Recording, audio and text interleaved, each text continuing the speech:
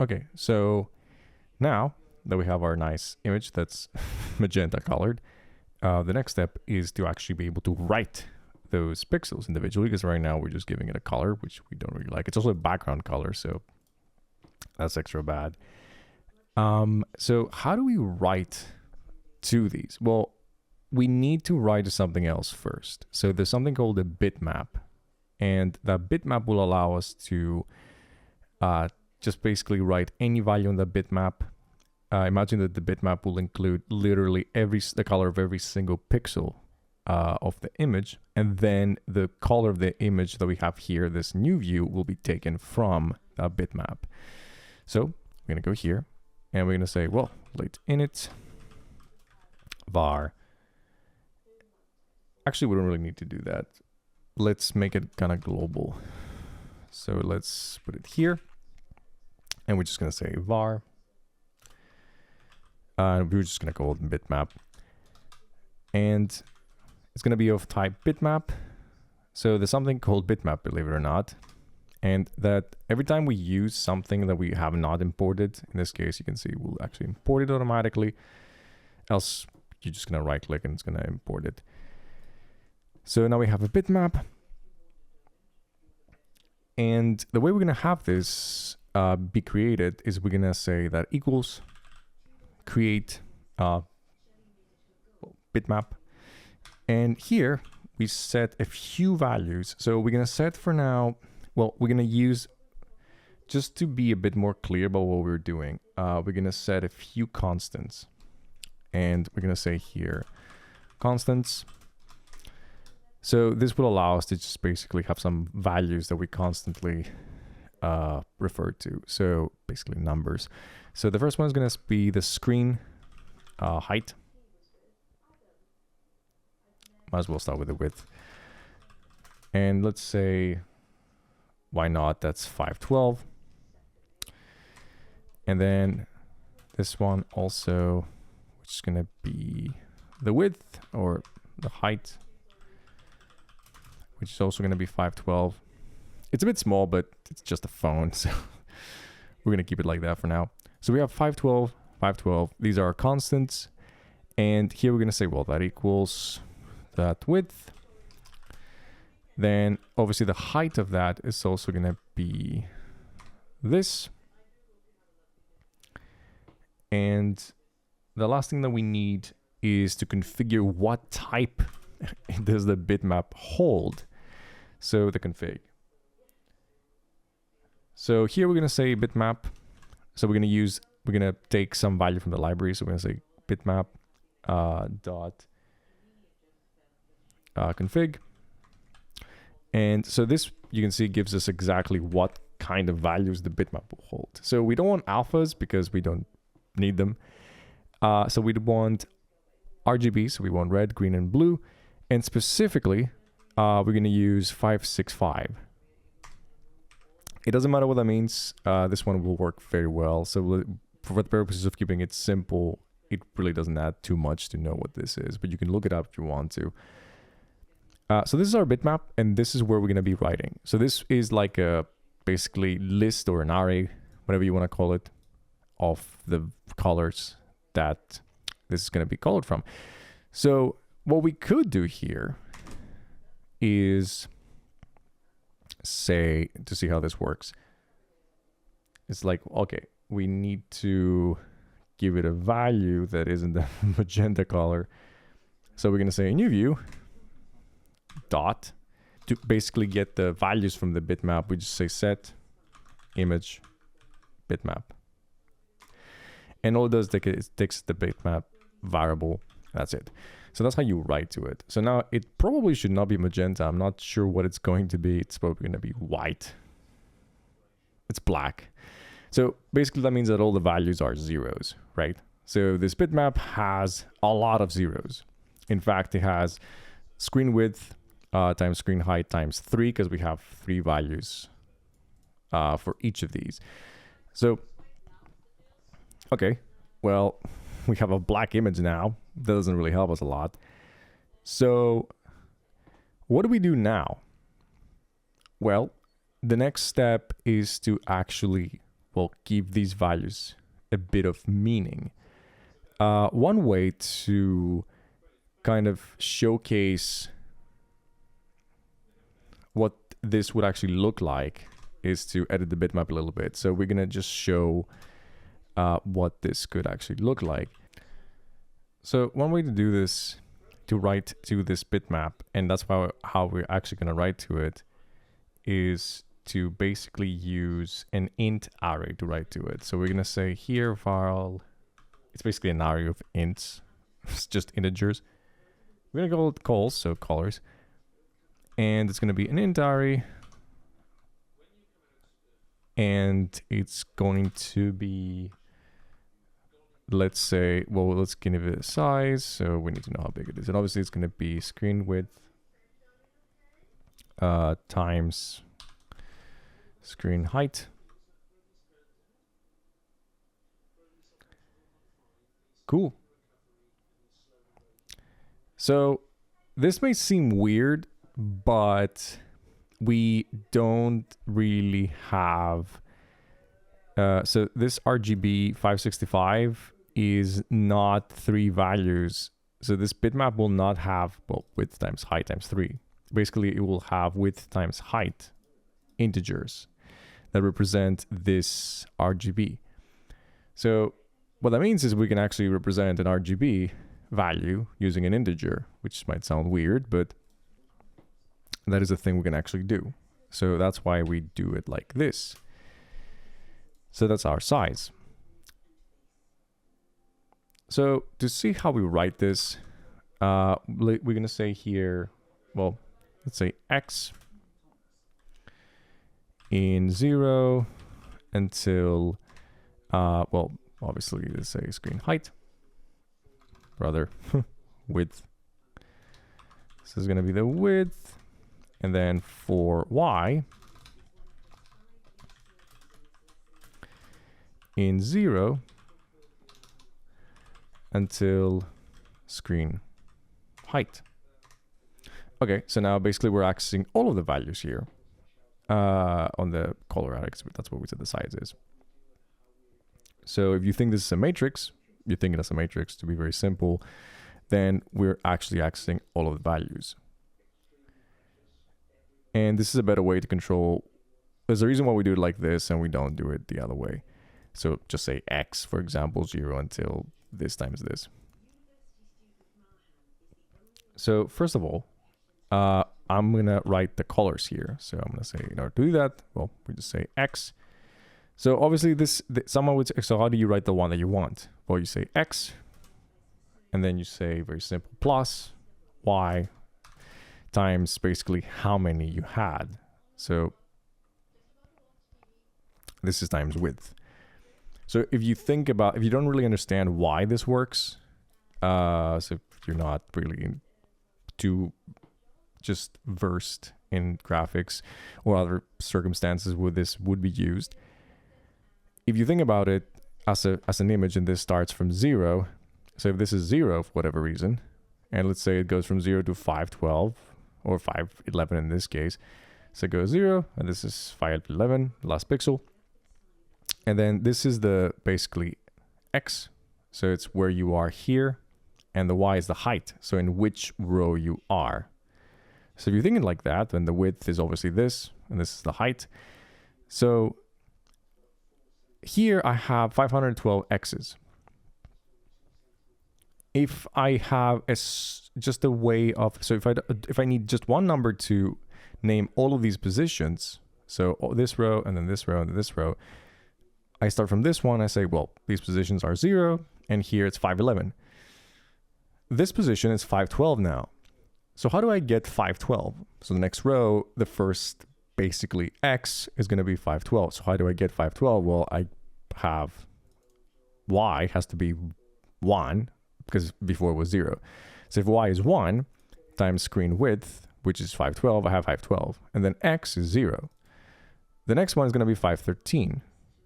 So it's just x changing and being 1, then 2, and then 3. So basically you start with a y of 0. So basically this doesn't matter at all. You only care about the x. And when you reach 511, 512 comes from y being 1 times screen width plus 0 plus 1 plus 3 for the x.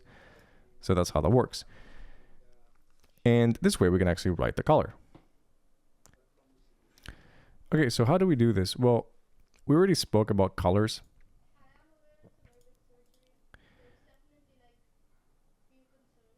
So the issue here is that, well, I have this, well, I can't just say this is R, this is G, this is B, because we just said this is a bunch of ints. So we need a way to write these colors the way we understand them, so red, green, blue, into these ints. And we want this to be done automatically. We don't want to do this every single time. So the way we're going to do this is, well, in general, in this tutorial, we're going to need a bunch of utility stuff and a bunch of extra code. So we're going to start with the first one now. And we're going to go here. So this is this folder, the column example, whatever. And under it, we're going to create a new, we're going to say Kotlin class file, doesn't really matter. And it's going to be a file. And we're going to call it utils.kt. So in here, we're going to put all of these things that we want. And we're actually going to import that after, but you can see how it looks like. So we need this function, and we're going to call it fun. I'm going to go with RGB32 F to RGB8. So this function will take 3 values that will actually, so this function we're going to change after, but for now we're going to keep it like this. It's going to take 3 floats, R, G, and B. So we're going to see here R, which is going to be a float, G, which is going to be a float, and blue, which is going to be also a float. Okay. So that's pretty much it. And this is going to be a bit weird, but the way we do this is we're going to say, first of all, val.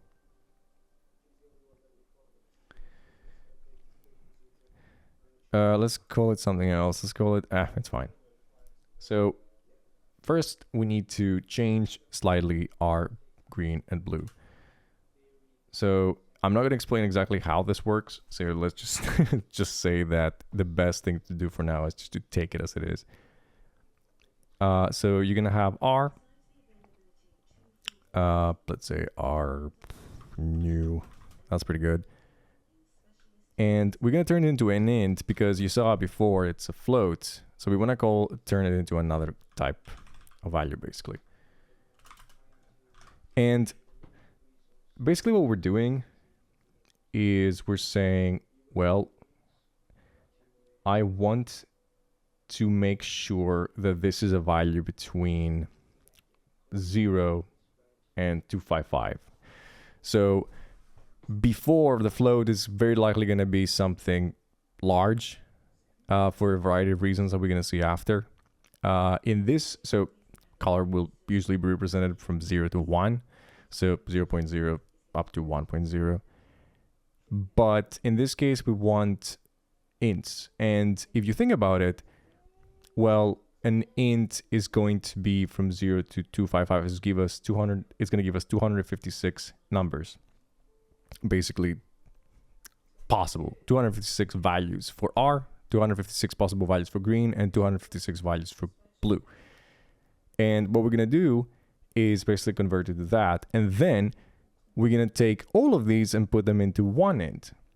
And the reason why we can do that is because very, very simply, we can fit these 255 values. So if you think about it, and you can see it in the name of the thing here.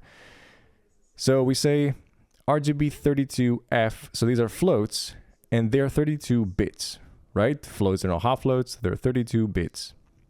Okay, that's pretty good. Oh, 32 bytes. So they're 32 bytes. So if they're 32 bytes, and we just said that, so how many of these numbers can we fit? Well, if they're 8 bytes, so 8 bytes obviously we represent from 0 to 256, right? Okay, so you can see the name is 32. 32 refers to the bits. So basically what that tells us is we have 4 bytes in there. It doesn't matter what the bytes are. Basically, we have 32 bits that we can write. And here we have 8. So in order to represent a number from 0 to 255, that's 256 values, though we need 8 bits. So, okay, if R is 8 bits and green is 8 bits and blue is 8 bits, and we take somehow all of these together and write them correctly on something that is 32 bits, we can actually do that. So we can actually take all of these values and write them into 1, which is very convenient. So that's what we're doing right now. Basically, first of all, though, we have to convert these. These are going to be 0 to 1, basically 0.0 to 1.0 values. So we need to convert them. The way we're going to do this, it was, first of all, we're going to say min. And here we're going to say R. And here we're going to say 1.0f. Okay. And then we're going to multiply this by 255. And then we're also going to say toInt because it doesn't like not having that. Min will have to be imported, so you're going to have to go here and import it. And it's going to be, it doesn't matter which one you import, it's going to be floats in this case. So, okay. So we're going to copy this twice more because we have to do the same exact thing for green, the same exact thing for blue. So now we have the R new, the G new, and the B new. Okay. So that's nice. So how do we write it to the correct values though? So this function is going to return something, obviously, which you, by the way, denote like this. So you have a colon after the parameters and you say int in this case. So this is going to be basically a simple int that's going to include all of the values that we want. So obviously we have to include all of these values correctly. So the way we do this is, first of all, we take R, new, and then we shift it left by 16. And then we add, so basically if you think of a bit string from left to right, we write left all the way there, the other one in the mid, green in the middle, and then blue on the end, basically. Okay, and then we're gonna say plus, very simple, B new. And that's pretty much it. So now we're writing the correct values that are always gonna be represented correctly. They're not gonna be ever bigger than 8 bits because we know that they're either 0 to 255. So we're never gonna miss information by doing this weird thing. So we're gonna go here and we're gonna use our function, which is this.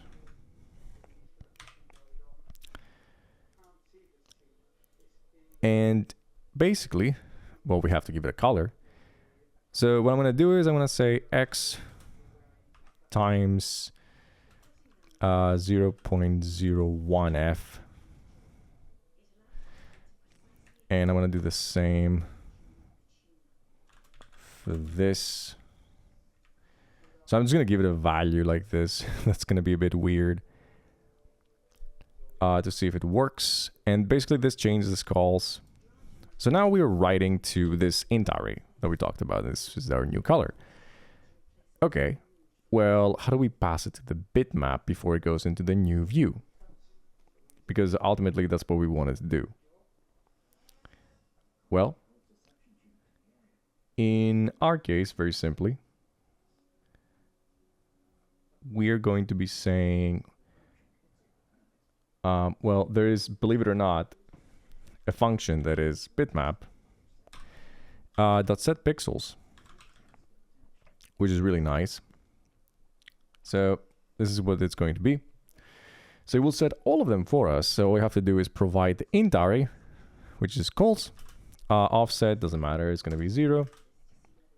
And then it's the stride. So that means how many basically X you have. So that's going to be our width. And this is where we start from. So this is going to be 0. And this is with height, which is the same. So now, if we run this, with a bit of hope, we're going to get a bit of a random color, or it's going to crash. Let's find out. So yes, we get something like this. And you can make it a bit more interesting if you just say y. So what you're seeing here is that we're able now to add an image to our layout programmatically, and we can also change the pixels of it, which is the main thing we want to do in a ray tracer. This did not work as intended. Maybe these values should not be this.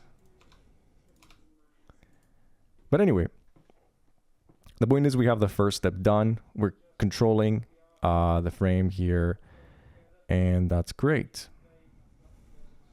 And just to make it a bit more interesting, I'm just going to put this BNF 0 constantly, and I'll just manipulate the red part of it, which should be a lot more interesting. Okay. No, it's just red. So disregard it. So that's what we're going to have. You can see that it changes it.